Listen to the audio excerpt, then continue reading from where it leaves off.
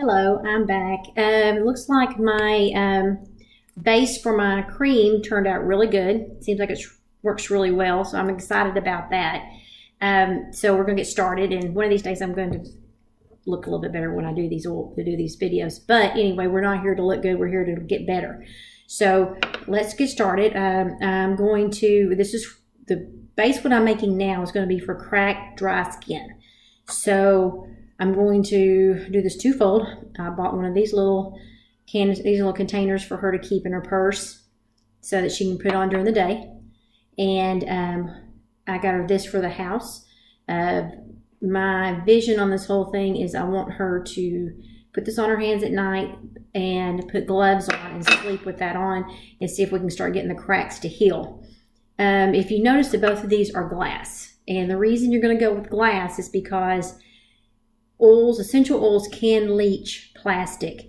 If the plastic has PBA in it, it leaches into whatever you're doing and it's not good for you. So, like, let's say if you're going to use the lavender that you can drink, drink the cut. Now they have a whole Vitality line that is FDA approved. So if let's say you use lemon or lavender or one of those off the Vitality line that you want to put in your water, then you need to use a glass container, and metal will work too, but you just want to keep something that it can't leach, because these oils can leach plastic. So that's bad for you. So anyway, again, we're going with glass. You can find different cheaper ones that use, and so you won't have, sometimes it can get a little expensive if you start trying to look for different containers. But, mason jars work really well. I just didn't have one with me that was shallow that I wanted. So I'm going to use this old container that I have never used. So anyway, I'm going to start with another small one. And I'm going to put all the oils in here I wanted to. And again, I've got a little notebook of what I want. And we all went through this before. And the other one, why I'm picking these oils and everything else. It goes back to my book, which I keep talking about, the book. So anyway, we discussed before, lavender has got almost like 95% of everything that I have wanted to put in these oils. So I'm going to take and I'm going to go ahead and do about 10 drops.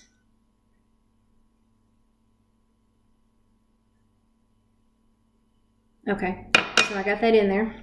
And again, I'm writing all this stuff down as I go. Lavender. This has lavender in it, but lavender is such a good oil, which I've already done a video on that as well. But you just can't beat this oil. It does so much more. It soothes. It calms the system down. It heals wounds. I've put it on a wound before, a small little cut, and the next day you hardly couldn't even touch it. It was in the back of the head, and you had a hard time even finding it afterwards. It works great for burns. If you will Google the history of this, actually that's how it was accidentally found out that it has so many medicinal qualities in it, is that from burns. So anyway, like I said, I'm trying not to give you a whole lot of history because it can get really, really long, all these. So I'm trying just to keep it brief. So anyway, I'm going to put 10 drops of this in here, Wells, because you just can't go wrong with this. So you do one.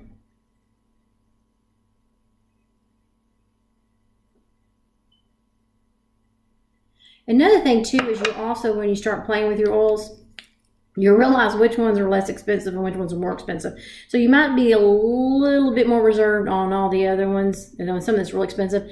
I think lavender costs like 20 bucks. So, and then you can get like in this 15 milliliter, and so it lasts quite a while. So, I'll go a little bit more heavy on that one.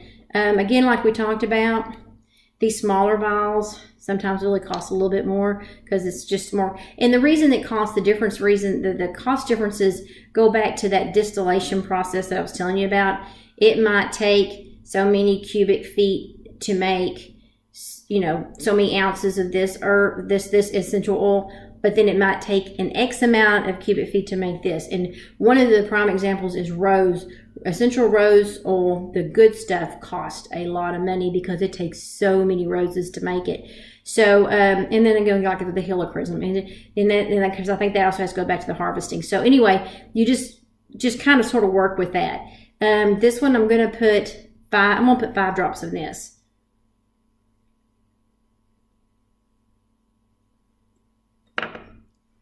Okay, I got my 5 drops of that in there. And then this is the Sarah I was telling you about. This is for just, again, it's for mental abuse, you know, all kinds of abusive stuff. But, you know, it goes back to the whole flight and fight, the stress. How many times you feel abused when you come home from work? So, and then you come home and get abused because you got to take care of the kids. You got to do all this stuff. So it has its purpose. Okay, this is not coming out. So you will run into this sometimes. Some of these oils are really, really, really, really thick. So instead of having all my stoppers out like I'm supposed to, I'm just going to pour a little bit in here. And that's not, and again, this isn't scientific.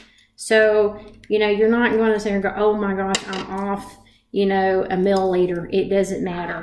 And another thing too with my oils, if it's on me, I rub it in. I don't wipe it off. I rub it in. Because you know what? You just can't go wrong. You can't have enough of them in you. So, and that's another thing I do. This is called Peace and Calming. I believe this comes in the Pastora package. This is a really cool oil. Again, it's self-explanatory, Peace and Calming. You can put this on your pillow. You can even breathe this before you go to bed. You can diffuse it before you go to bed. Just gives you a real calming thing. Another thing too is when I was going through, they put me on Oxycontin for my surgery, which is the devil. But I was looking at ways, because I actually was only on it for like 2.5 weeks before I got myself off of it. They wanted me on it for like 2 months of Oxycontin. I even went through withdrawals just for 2 weeks of being on that stuff. It's just awful. And one of the things I used to, when I was going through the little semi-withdrawal symptoms I was having, I used Peace and Calming. So I really do feel sorry for people that are really addicted to that stuff, because that stuff is awful. And like I said, I was only on it for 2 weeks, and that's what it did to me. So anyway, this is Peace and Calming. Again, we're going back to that whole thing of stress causing issues, you know, and everything like that. So your life, you know, just life. So we're going to put this in here as well, and I'm going to do 5 drops of this. Okay. All right, you see we've got it in here, and it's just a little bit. And of course, a little bit goes a long way with oils. Now I'm going to take, and you'll hear me say marry the two phrases a lot. That came from my old doctor back in Ferris. She was really good, because I'm such a big organic, you know, alternative life person. I hate using drugs. I just do not like medicine, and I'm really bad about it. And she would always tell me, Stephanie, marry the two. You know, they work together, marry the two. So I try to do that as well.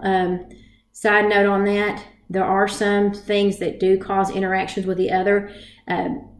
It really, you know, it's when you start looking into, like, you're on blood thinners, or you're on some kind of heart medicine, that you really need to start watching that, and then talk to the doctors before you start doing anything crazy with herbs.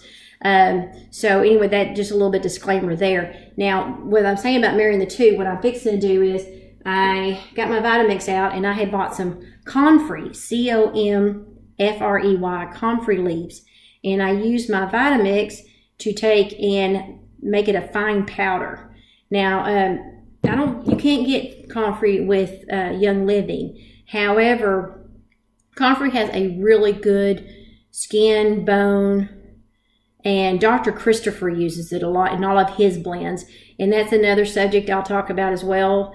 Through all these little videos I'm doing. Like I said, I'm just conveying the knowledge that I have to you guys, and then y'all guys can take it wherever you want to, or you not do anything with it. I just feel like that's one of the problems with society right now, is that we do not you know, keep this knowledge going. You know, back, you know, your grandparents used to tell you all this stuff, and it would just go down the chain. Now it doesn't do that anymore. You know, it dies with the person. And this stuff is just really important to have. You know, I know we've got all this stuff, you know, modern medicine right now, and we can go, you know, cure everything with a pill. But, you know, that's not necessarily always the case that you have it, you know, for any type of reason. So you need to be able to take care of yourself. You know, even oregano in your pantry, you know, can do stuff, you know, if you're stuck and you don't have any way of getting antibiotics. So there's just different things you can do that the knowledge is great to have. So anyway, like I said, I got it pretty thin. So what I'm going to do is I'm going to filter through here and grab some of the fine powder. I don't want to use any big flakes. I just want some of the fine powder. And I'm going to put that in. I probably should have this a little bit better prepared before I started this video. Again, goes back to me not being able to do this very well, and y'all are having to be the guinea pigs.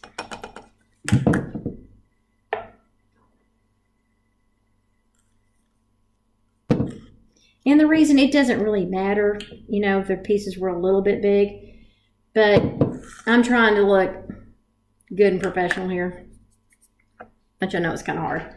Anyway, I'm going to go off for a minute and grab this, my little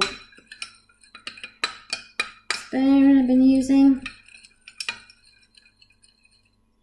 And it's not quite a paste yet. I'm going to make it a paste, and the reason why I'm making it a paste is because I know how good comfrey is.